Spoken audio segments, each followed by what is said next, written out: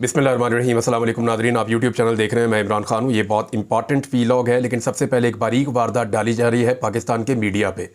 ये बारीक वारदात मैं आपके सामने रखता हूँ।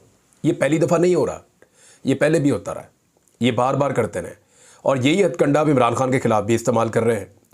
आप पाकिस्तान के इलेक्ट्रॉनिक मीडिया पर जाएँ, हमारे वो तमाम सहाफ़ी दोस्त जो एस्टेब्लिशमेंट के इस वक्त ज़्यादा करीब हैं, ये कोई बुरी बात नहीं है, आपके ताल्लुकात होते हैं, ये कोई बुरी बात नहीं है, आप ख़बरें लेने के लिए ताल्लुकात बनाते भी हैं, लेकिन एजेंडे टो करने के लिए या धमकियां लगाने के लिए ये हम पहली दफ़ा देख रहे हैं। यानी ख़बरें तो सब लेते थे, हम भी लेते रहे हैं, अभी मिलेंगी, अभी भी लेंगे, हमारा काम ही है। लेकिन ये नहीं हो सकता कि आप किसी इदारे की या इस्टेब्लिशमेंट की ईमा के ऊपर दूसरे इदारों को आप धमकियाँ लगाएँ, आप जो है वो लोगों को डराएँ धमकाएँ, आप जो है वो एक अजीब किस्म के एजेंडा टो करना शुरू कर दें। ये बहुत बहुत अजीब है। अच्छा, अब हो क्या रहा है, बारीक वारदात मैं आपको बता रहा था, वो ये है कि सवाल ये पूछा जा रहा है बार बार कि इमरान खान या पाकिस्तान। यानी ये सवाल बिल्कुल ऐसे बोल्डली पूछा जा रहा है, बेशर्मी की तरह। ये सवाल पूछा जा रहा है जी पाकिस्तान का वकार चाहिए या इमरान खान चाहिए। ये पूछा जा रहा है जी पाकिस्तान का तशख्खुस या इमरान खान। अब ये सवाल बाकायदा फीड किया जाता है। जो लोग भी ये सवाल करते हैं, मुझे कहने में कोई आड़ नहीं है, ये बारीक वारदात है, ये सवाल फीड किया जाता है। ये क्या बात हुई कि पाकिस्तान चाहिए आपको या इमरान खान चाहिए आपको? क्या रियासत पाकिस्तान ने यह तय कर दिया है कि इमरान खान पाकिस्तान के मुनाफी कोई चीज़ है, या रियासत पाकिस्तान ने यह बात तय कर ली है कि इमरान खान के बुनियादी हुकूक मांगना या पाकिस्तान के वकार और पाकिस्तान के तशख्खुस की ये चीज़ मुनाफी है कि जब भी आप इमरान खान के बुनियादी हुकूक की बात करेंगे, या आप इंसाफ मांगेंगे, या आप हक मांगेंगे, या आप जमहूरी हक मांगेंगे, या इमरान खान का नाम लेंगे, तो ये एंटी पाकिस्तान होने की अलामत है। क्या यह तय कर लिया गया कि इमरान खान जो है वो कोई एजेंट है? यानी पाकिस्तान के अंदर कहते हैं यहूदियों का एजेंट है, अमेरिका में जाके कहते हैं तालिबान का एजेंट है। आज तक इमरान खान के बारे में तय तो कर नहीं पाए कोई बात, हर जगह पे जाके मुनाफकत करते हैं। अब मामला यह है कि क्या इमरान खान के हक के लिए एहतजाज करना, जमहूरियत और आज़ाद अदलिया के लिए आवाज़ उठाना, या आइन की सरबुलंदी के लिए कोशिश करना, पाकिस्तान से इस मुल्क में दुश्मनी करार दे दिया गया है। इमरान खान इन्हीं चीज़ों की वजह से इस वक्त जेल में बंद है ना। अभी तो उसके ऊपर बहुत ज़्यादा सख्ती कर दी गई है क्योंकि आइन के ऊपर एक हमला किया जा रहा है।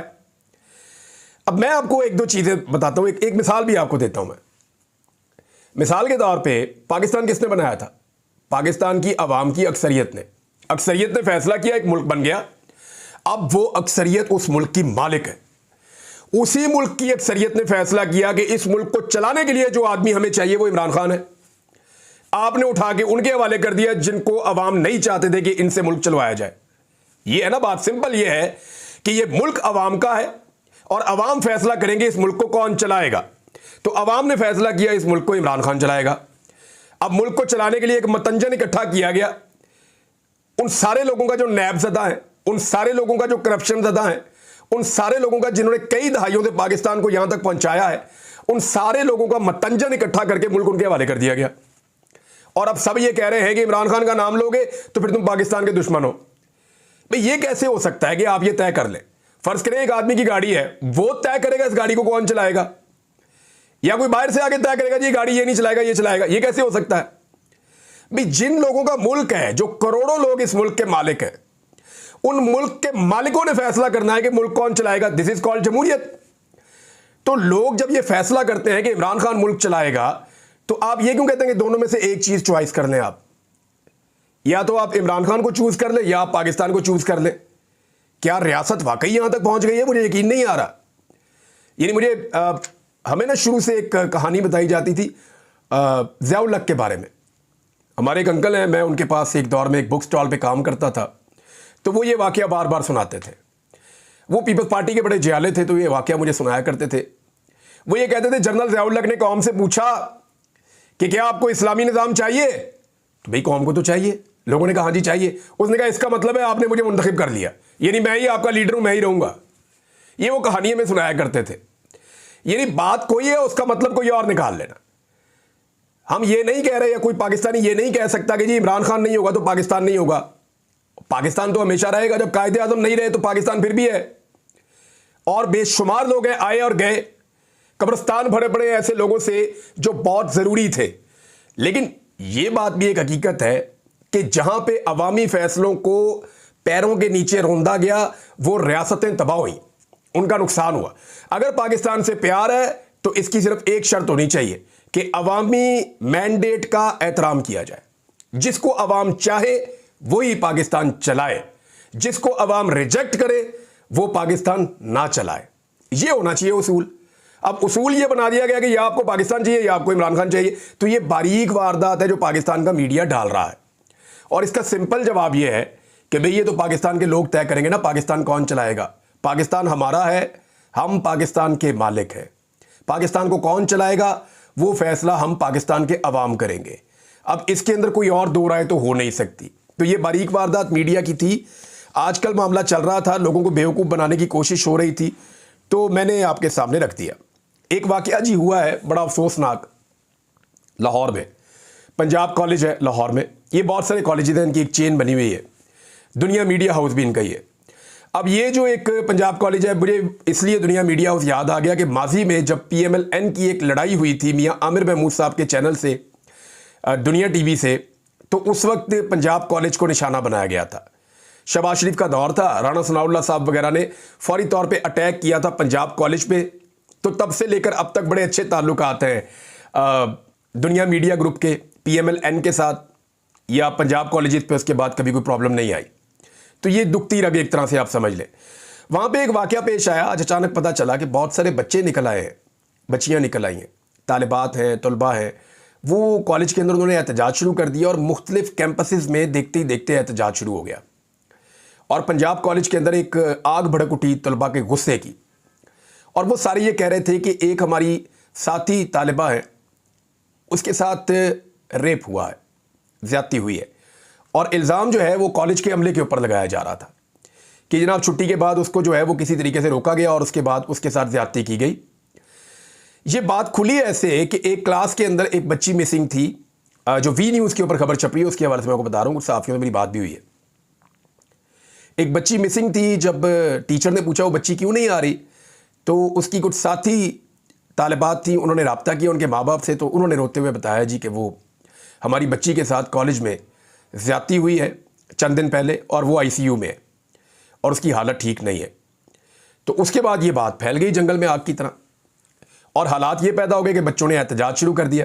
अब कॉलेज की इंतज़ामिया की रिस्पॉन्सिबिलिटी कुछ और थी, यानी मेरे लिए जो चीज़ अलार्मिंग है ना, ये बहुत अफसोसनाक वाकया है, लेकिन ऐसा वाकया होने के बाद कानून अपनी हरकत में आ जाए, उसको निशाने इबरत बनाया जाए और पूरी तरह से बच्चों को प्रोटेक्शन की यकीन दहानी करवाई जाए, ये एक नॉर्मल तरीका होता ना।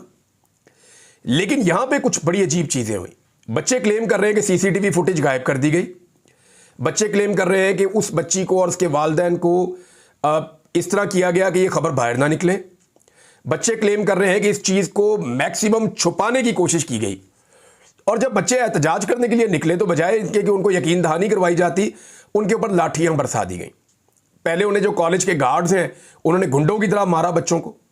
27 बच्चों को रेस्क्यू 1122 वालों ने जो है वो तिब्बी इमदाद दे के अस्पतालों में पहुंचाया है। बच्चियां अस्पतालों में पड़ी हुई थी, उनकी बुरी हालत थी, बच्चे अस्पतालों में पड़े हुए थे, उनको चोटें लगी हुई थी। तो ये टॉर्चर जो है, बच्चों का खून बहाया, ना सिर्फ पहले कॉलेज के पाले हुए सिक्योरिटी गार्ड्स ने, बल्कि उसके बाद पुलिस आई, पुलिस ने भी बच्चों को मारा। फिर कैदियों वाली वैन ला के उसके अंदर बच्चों को बंद भी किया। फिर जो कॉलेज इंतजामिया है उन्होंने कॉलेज की मुख्तलिफ क्लासों के अंदर बच्चों को अंदर बंद करके बाहर से ताले लगाए, कुंडियां लगाई ताकि एहतजाज को रोका जाए। और फिर बच्चों के वालिदैन को और बच्चों को टेलीफोन करके जो उनके टीचर्स हैं वो धमकाते भी रहे। अब ये बड़ा अफसोसनाक रवैया है, यानी अपने कारोबार के लिए, अपने धंधे के लिए एक इतना अफसोसनाक वाकया हुआ है, बजाय इसके कि कॉलेज इंतजामिया और पंजाब हुकूमत ये सारे मिलकर खड़े होते बच्चों के साथ और बच्चों को कहते हैं हम आपके साथ खड़े हैं, ये सारे बच्चों को मारना शुरू हो गए, उन पर टॉर्चर शुरू कर दिया। यानी मुझे बाकी सारी बातें मैंने सुनी, एहतजाज कर रहे थे, वी वांट जस्टिस, बच्चे दीवारों पे लिख रहे थे, उनके अपने मुतालबात हैं। सूबाई वज़ीर तालीम का मुझे रवैया अच्छा लगा कि उन्होंने जाने के बाद कहा कि जी मेरे आने के बाद से अब तक किसी ने बच्चों को एक डंडा भी नहीं मारा और मैं किसी बच्चे को जो है वो दाखिला भी उसका कैंसिल नहीं होने दूंगा। किसी बच्चे को अगर कॉलेज से निकाला गया तो मैं उसकी जिम्मेदारी लेता हूं। तो ये सूबाई वज़ीर जो तालीम का, उसका रवैया अच्छा था। राणा साहब ने ठीक काम किया, वेल डन। लेकिन सवाल यह पैदा होता है कि बच्चों को मारा किसके अहकामात पे गया, पुलिस ने टॉर्चर क्यों किया? पुलिस तो पंजाब हुकूमत की है और बाद में एक आ गया जी कि पल पल की हम खबरें ले रहे हैं, हम ये कर रहे हैं, वो कर रहे हैं। तो पुलिस ने बच्चों को टॉर्चर क्यों किया, उनको धमकाया क्यों? इस सवाल का जवाब है किसी के पास? जो मुझे समझ आई वो ये है कि कॉलेज इंतजामिया और पंजाब हुकूमत को बड़ा करीबी रिलेशन है। ये रल मिलके जो है ना इस मामले को दबाने की कोशिश कर रहे थे, बच्चे इस मामले को एक्सपोज कर रहे थे, तो इन्होंने दबाने के लिए ताकत का इस्तेमाल किया और मीडिया पहुंच गया। और जब ये मामला खुल गया तो फिर वजीर तालीम ने जाके मामला कुछ हद तक संभाला। अब कह रहे हैं जी रजिस्ट्रेशन कॉलेज की कैंसिल की है। एक तरफ कह रहे हैं वाकया नहीं हुआ, एक तरफ कह रहे हैं ऐसा कुछ पता ही नहीं चल रहा, दूसरी तरफ कह रहे हैं कि जनाब रजिस्ट्रेशन कैंसिल। मेरी एक दरखास्त है सिर्फ, और वो ये है कि खुदारा इस पंजाब हुकूमत को होश के नाखून लेने चाहिए। किसी सूरत उस बच्ची का नाम, उसके वालिदैन का नाम या उसकी शक्ल सामने नहीं आनी चाहिए। अगर इन्होंने ऐसा किया या अपनी गंदी और घटिया सियासत के लिए उनके साथ कोई फोटो सेशन करवाने के लिए पहुंचा तो फिर हमसे बुरा कोई नहीं होगा। बस कर दें, आप लोगों की इज्जत के ऊपर आप अपनी सियासत के मीनार खड़े करते हैं। ऐसा बिल्कुल नहीं करना चाहिए और इससे गुरेज करना चाहिए। अब सारी वो सोशल मीडिया के ऊपर सूबाई वजीर पूछ रही है कि हमें बताएं जनाब वो किधर है, उसके बारे में हमें इत्तला फराम करें। यार सोशल मीडिया के ऊपर लोग करें, भाई पुलिस आपके पास है, इंतजामिया आपके पास है, खामोशी से पता करें और इंसाफ करें। खबरदार किसी ने अगर नाम लिया उस बच्ची का या उसकी फैमिली का, ये अपनी सियासत चमकाने के लिए लोगों के जो मजलूमियत है या लोगों के ऊपर जो जुल्म हुआ है उसको भी बताओ टूल इस्तेमाल करते हैं। ये जो रवैया था ये इंतहाई अफसोसनाक था, चाहे वो कॉलेज की इंतजामिया का है चाहे वो पुलिस का है, कि अगर बच्चियां अपने पढ़ने वाली जगह पे महफूज नहीं है तो फिर वो कहां महफूज है। यानी धंधा ही सबसे आगे है, कारोबार सबसे आगे है, हमारे बच्चों की इज्जत नहीं है। वो बच्चियां जो भी बातें कर रही थी ना, उनमें एक सवाल बच्ची बार बार पूछती थी, और एक बच्ची नहीं मुख्तलिफ मैंने वीडियोज में सुना, और वो एक सवाल दिल चीर के रख देता है। मैं वो एक सवाल आपके सामने रखता हूं और आप सब एक लम्हे के लिए सोचिएगा। आईजी पंजाब भी सुने इसको, बाकी सारे लोग भी सुने इसको। वो बच्ची एक बात पूछती है कि अंकल आपकी बेटी नहीं है? बस इतनी सी बात आप अपने ज़हन में लाएं, अंकल आपकी बेटी नहीं है। आदमी की रूह कांप जाती है इस सवाल का जवाब सोचते हुए। तो ये इंतहाई अनफॉर्चुनेट इंसिडेंट हुआ है और इसकी जितनी मजम्मत की जाए कम है, और इस वाक़े को दबाने के लिए जो कुछ किया गया वो मुजरिमाना है। इसके ऊपर तो जुडिशल इंक्वायरी होनी चाहिए और पता चलना चाहिए कि किसने इसमें क्या रोल प्ले किया है। ये हो गया जनाब एक और मामला। और अब मैं आपको बताता हूँ आईनी तरमीम के हवाले से। देखिए आईनी तरमीम के हवाले से इस वक्त भी हुकूमत का सारा इन्हिसार मौलाना फजल रहमान साहब पे है। 4 चीज़ें ऐसी हैं जहां मौलाना फजल रहमान साहब फंसे हुए हैं। नंबर 1, मौलाना फजल रहमान साहब फंसे हुए हैं किस पे, कि मैं आईनी अदालत नहीं बनाऊंगा, आईनी बेंच बनाऊंगा। इस तरह कादी फायद ईसा हर हाल में रिटायर हो जाएंगे, वो नहीं रुक सकेंगे। दूसरा, फंसे हुए हैं जजेस की उम्र में मैं इजाफा नहीं होने दूंगा, इससे भी कादी फायद ईसा साहब घर जाएंगे ही जाएंगे। तीसरा, वो फंसे हुए हैं कि मैं फौजी अदालतों के हक में नहीं हूं, इससे जो है क्योंकि मौलाना फजल रहमान साहब अगर ये करते हैं तो बलूचिस्तान में और खैबर पख्तूनख्वा में उन्हें बहुत मुखालफत का सामना करना पड़ेगा, लिहाजा इससे भी फजल रहमान साहब जो है वो बचना चाहते हैं। और चौथी चीज़ जहां पे फजल रहमान साहब फंस जाते हैं वो है बुनियादी इंसानी हकूक़ के मामलात हैं, वो उनके अंदर किसी किस्म की तब्दीली नहीं होने देंगे। अगर ये 4 चीज़ें फजल रहमान साहब रोकते हैं तो उसके बाद जो आईनी तरमीम बचती है ना, उसको हुकूमत किसी काम की नहीं, उनके वो हुकूमत या हुकूमत के सहूलतकारों के किसी काम की नहीं है वो आईनी तरमीम जो इसके बाद बचती है। तो फजल रहमान साहब को अगर मना भी लिया जाए, अगर इन नुक्तों पे फजल रहमान साहब खड़े रहें तो कोई फ़ायदा नहीं है, कुछ नहीं बचता। फिर वकला की एक तहरीक शुरू हो जाएगी अगर मंसूर अली शाह की जगह किसी और को जो है वो चीफ जस्टिस बनाने की कोशिश की गई तो, क्योंकि फिर साबित हो जाएगा ना कि एक आदमी को रोकने के लिए एक तरमीम लाई जा रही है, आइन में तरमीम की जा रही है। दूसरी जानिब पाकिस्तान तहरीक इंसाफ ने बड़ा क्लियरली कह दिया कि वो एहतजाज करने आएंगे, और वो ये कह रहे हैं कि एहतजाज करने के लिए वो पहुंचेंगे इस्लामाबाद, डी चौक आएंगे। इस्लामाबाद की तंजीमें जो हैं वो एक्टिवेट हो गई हैं, पुलिस को कह दिया गया कि रोका जाए। लेकिन मुझे हैरत ये हो रही है कि अभी तक हुकूमत ने, जब मैं वीडियो रिकॉर्ड कर रहा हूँ लगभग 7 बज रहे हैं शाम के, अभी तक हुकूमत ने जो है वो मुलाकात ही नहीं करवाई इमरान खान से। ऐसा क्या है जिसको हुकूमत छुपाना चाहती है 18 तारीख तक? कभी सोचा आपने? ऐसा क्या है जिसे हुकूमत हर हाल में छुपाना चाहती है 18 तारीख तक? कुछ तो है जिसकी पर्दादारी है, कुछ तो है जिसकी वजह से ये इमरान खान के साथ पार्टी के लोगों को मिलने नहीं दे रहे। हालांकि ये एक बहुत छोटी सी बात है, नहायत छोटी सी बात है कि इमरान खान साहब की आप मुलाकात करवा दें उनके पार्टी के लोगों से और बात खत्म। एहतजाज इस्लामाबाद आएगा ही नहीं, अपने घर से ही लोग नहीं निकलेंगे। अब ये लोगों को इंस्टिगेट कर रहे हैं कि निकलो, आओ, एहतजाज करो। तो क्या कोई नया 9 मई तरह का एक प्लान कर रही है हुकूमत? कोई ऐसी चीज सोच रही है हुकूमत? तो इस बारे में अभी कुछ कहा नहीं जा सकता, लेकिन तहरीक इंसाफ ने कहा जी हम आ रहे हैं फिर एहतजाज करने के लिए, हमारे पास दूसरा रास्ता कोई नहीं है। और पब्लिक जब निकलेगी तो पब्लिक अपना रास्ता खुद बनाएगी। फिर पाकिस्तान के अंदर एक नया तमाशा लगाएगी ये हुकूमत। सिर्फ एक मुलाकात नहीं करवा रही। एक चीज मैं जाते जाते आपको और बताऊं कि बिलावल ने अनाउंस किया है कि हैदराबाद में 18 अक्टूबर को पीपल्स पार्टी एक जलसा करने जा रही। अब पीपल्स पार्टी पीटीआई की तरह तो नहीं है कि 24 घंटे में जलसा कर लेगी। उनके एमएनएस भी लगेंगे, एमपीएस भी लगेंगे, उनका पूरा निज़ाम काम करेगा, पूरी इंतज़ामिया काम करेगी, फिर जाके जलसा होगा। तो इसका मतलब है कि 18 तारीख तक शायद इम्कानात नहीं है आईनी तरमीम के। और अभी आप कुछ कह नहीं सकते, आई एम नॉट श्योर, लेकिन ये बता रहा है कि हुकूमत के पास नंबर पूरे नहीं हो रहे।